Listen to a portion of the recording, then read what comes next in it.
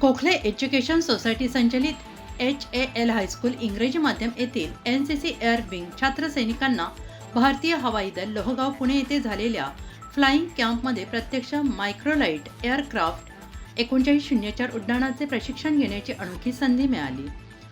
25 ते 26 ऑक्टोबर दरम्यान आयोजित या विशेष प्रशिक्षण शिबिरात शाळेतील 6 NCC कॅडेट्सनी सहभाग घेतला. या शिबिरात विद्यार्थिनींनी विमान उड्डाणाचे तंत्रज्ञान, लढाऊ विमानांचे प्रकार, त्यांचा उपयोग तसेच विमानातील विविध पार्ट्स आणि त्यांची कार्य याबाबत सखोल माहिती घेतली. या प्रशिक्षणादरम्यान कॅडेट्सना प्रत्यक्ष विमान उडवण्याचा रोमांचक अनुभव घेता आला.